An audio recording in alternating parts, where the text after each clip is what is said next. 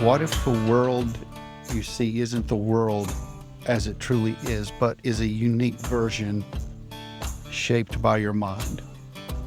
In today's episode, we want to dive into a deep look at the fascinating divide between perception and perspective. And these words are very different, but they're used most often interchangeably, yet worlds apart in meaning. From optical illusions that trick our senses to life experiences that color our judgments, we'll unravel how our brains interpret reality and why two people can witness the same thing but have a totally different story. This is Barry with FatherSeekers, and this is the podcast, Teach Me Father.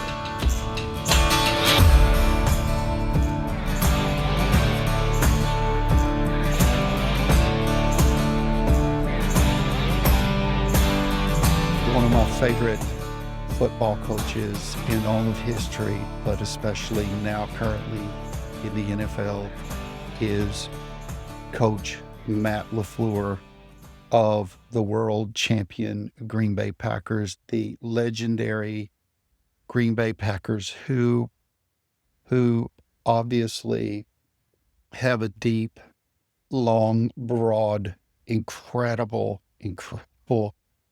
football history. In fact, if you ever go to Lambeau Field, you'll see it's historic.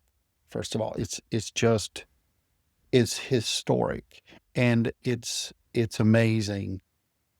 But inside the lobby, just outside the pro shop, it's probably 3 stories high, the Lombardi Trophy. It's amazing. People who come to visit Lambeau Field have their picture. They take pictures in front of this big trophy, and outside the parking lot, there's a stage that you can stand on, and you can see through the glass from that stage the Lombardi Trophy, and you can take your picture on that stage, and it's just perfectly.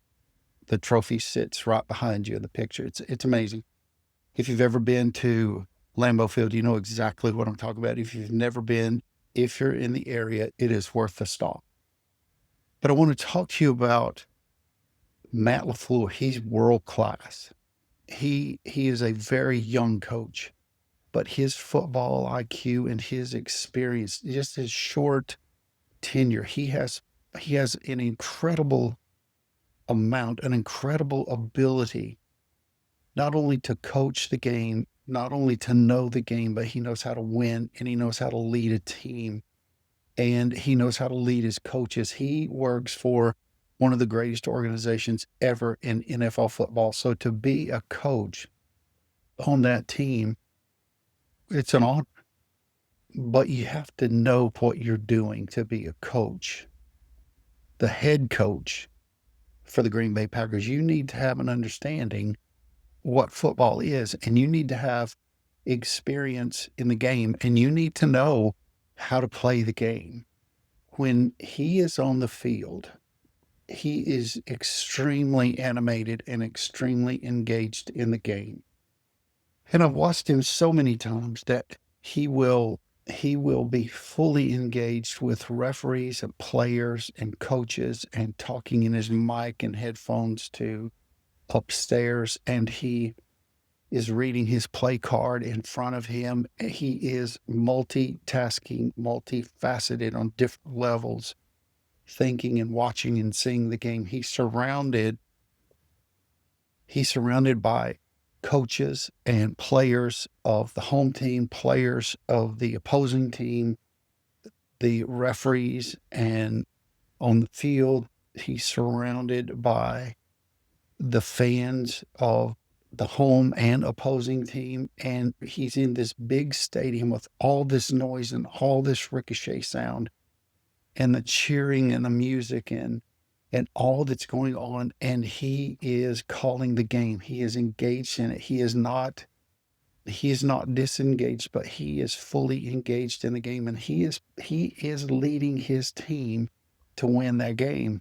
Now, with all that in mind, he has a game level, a field level observation. Now, he is qualified. He's a world-class coach. He leads world-class athletes in a world-class franchise, but he can only see so much.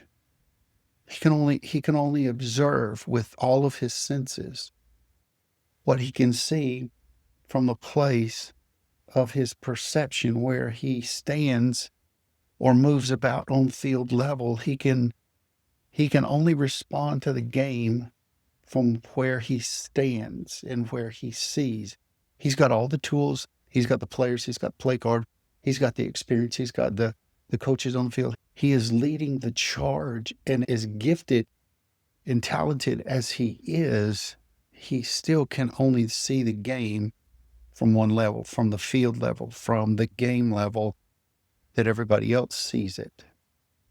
But I began to notice not too long ago in a game I watched this last season, and I watched him, and it began to dawn on me that he has one other benefit to the game, and that is, as well and as gifted as he is as a coach, as wonderful a coach and leader he is limited by his perception of the field level, but he has another weapon.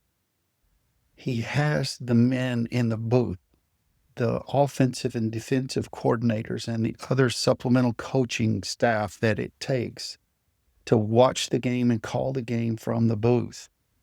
He has the men in the booth who are very experienced and qualified and possess far more beneficial vantage point than the man on the field, than Matt LaFleur can see from the field. He has the ability to call up to the booth and get a different insight. That field level point of observation is perception. I'm in the middle of this thing. I'm engaged with all that's happening around me and all the people that are involved. But I have a team of people who are in a booth at a higher vantage point in the top of the stadium where they can look down on the field and they can see everything. They can see me. They can see the players of both teams. They can see the fans, the referees, all the coach. They can see everything that's happening, and they can help call the plays. That's giving perspective. So the man in the booth is perspective. The man on the field, Coach LaFleur, is perception. Now, perception is what we see where we are, surrounded by all that's happening with us. But perspective is not just on field level. It's up and it's pulled back so it can look down on what's happening and has a better view of not only what's happening, but can watch in real time what's going on and can see in real time the adjustments that need to be made or the benefits of what was just done or corrections that need to be made. Now, I want to talk to you about that in your life. Like when we look at perception and perspective, they're both subjective and work together to shape our understanding of reality. Perception provides raw data, real time. It's right there, right now, happening. You're in the middle of it. Perspective interprets and frames the data, leading to a different interpretation much of the time because it's from a different vantage point. Like everybody understands the play that's being run. The players, the coaches, everybody knows the play. But there's a different vantage point to be able to see the effects of that. And the interplay explains reality. It's different depending on the individual's background, mindset, and experience, but also their position. The men in the booth in a football game, in a pro football game, those guys see everything. Now, not only do they know the play that Coach LaFleur called, but they can watch the performance of the players, not only on the home team, but also on the opposing team. Watching those players to see what they're doing and how they respond to the play that's called. Now, sometimes you and I both know when you are watching an NFL game that the play that's called just gets upset and exploded because somebody on the defense saw what was happening and they called a play, a defensive play, to offset the offensive play. Well, who sees that? It's the guys in the booth. They're able to see what went wrong on the field and what adjustments need to be made. When we're in real life, we have lots of noise in our lives. We have lots of things happening all at one time. We have to call plays, make decisions to do the right thing. And sometimes we don't have all the information that we need to make those plays. We don't have all of the insight, and we don't have all of the experience, and we don't have all of the coaching help around us that would be beneficial for us to be able to call the right play and to make the right decision at the right time about the right things. What I want to draw your attention to is as great as Coach Matt LaFleur is, he still needs the guys in the booth because they affirm the play that was just called and they affirm the success rate of that play. But they also are able to look at it and say, we need to do something different because the opponent now is figuring out what we're doing. So we have to make this change. We have to make this call to offset their reading our play. Now, when you and I are in the midst of being a good man in this world, and we're in the midst of trying to be a good husband and a good father, there's lots that come into play. There's many things that can interrupt our game. There are blown plays. There are bad referees. There are people who don't carry out their assignment, so the whole play messes up. And then there are those times where we call the right play and the right thing happens at the right time. And all of a sudden, we begin to see that we're gaining ground and we're getting the first down and we're continuing on toward that score. When we're in a pinch as a man, as a father, as a husband, and we don't have somebody in the booth with us, helping us, that we can call up to in the booth and we can ask, what do we need to do to change the rhythm here? What do we need to do to change the play? What do we need to do to offset the attack of the defense? What do we need to do to quiet the noise of the fans? What do we need to do to control our players, to play the game and to not blow it? How do we need to do that? What do we need to do? We have to have, as the man on the field, just like Coach LaFleur, we've got to know our plays. We've got to know our team. We've got to know their abilities and their capabilities and their talent, and we've got to know them as people and understand their capabilities and their shortfalls. And we have to know where they are in the coaching process. We have to, in football, as I understand it, we have to coach them up to where they need to be to play the game. We're the man on the field. We're the coach. We're calling the plays for our family. And we have to call the right play to win the game, to win the yardage, to get to the goal line, to make the touchdown. We have to have the coaches in the booth that are watching the game and can help us win. If we don't have that, if we don't have the experience as a husband or a dad, or we don't have the experience as just being a good man, and we struggle with character, we have to get into the game and to better our experience in those things. One of those ways is that we depend on the man in the booth. And here's the question that I want to ask you. Who's the man in the booth? Do you even have a man in the booth, in your booth, while you're playing the game that you can depend on to help you make corrections and course corrections and call different plays and call plays off, to add a play or to call a play off and say, that's not going to work? Who is the man in your booth? Who is he? Who can you call on to help you? Well, in our lives as men, as disciples of Christ. And if you're not walking with Christ, I would suggest you consider it, because this is one of the beautiful ways that he benefits our life, that he cares about us so much that he will give us the man in the booth. And the man in the booth for the disciple of Christ, the godly man, is the Holy Spirit. When Jesus left the earth, he left the Holy Spirit. He assigned him, the Father in heaven assigned the Holy Spirit to come and to live inside us.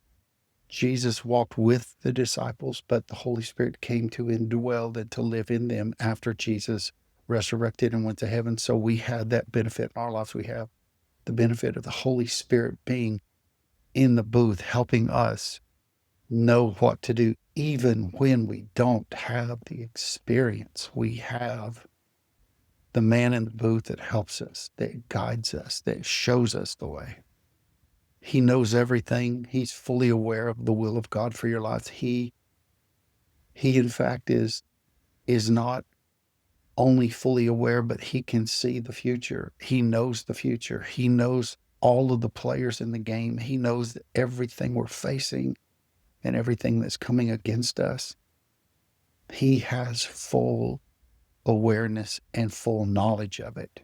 Who's the man in your booth? I hope it's the Holy Spirit. I hope that you trust him. And if you don't, and you want more information, let's connect. But there are two more people that can be in your booth. The Holy Spirit, first of all, is number one, because he is the wisest of all, and he will show us the way. He will tell us what God says about us and what God says for us. He'll help us be like Jesus. But there are two more people, or a group of people that need to be in your booth. And that number two, that second group, is trusted brothers who you can count on, who you have built relationship with, and they will help you stay between the lines in the game when you need to stay in bounds. They will help you with that. And then there's evaluated experience. We have to evaluate our experience. Experience alone is not a good teacher. All it does is teach you what to do and what not to do. It doesn't teach you why not to do it and what you need to do the next time. Evaluated experience. We can only evaluate experience with people that we trust. Coach Matt LaFleur and his players, day after game, they watch film and they watch the game and they watch their successes and their mistakes. Why? So that they won't make those same mistakes again, and then they can make their adjustments right then, right there, while they're fresh. So who's in your booth? The Holy Spirit, trusted brothers, evaluated experience. Don't get sucked in to living your life from perception. We have to live in that and perceive what's going on. But we also have to have people in our lives that help us with perspective. Perspective. Go to the website. Sign up for Father Fuel. We send you an encouraging piece of information every week that will bounce off the podcast, and it will help you. It's a more detailed look at what's happening. This is Barry at FatherSeekers, and this is the podcast, Teach Me to Father.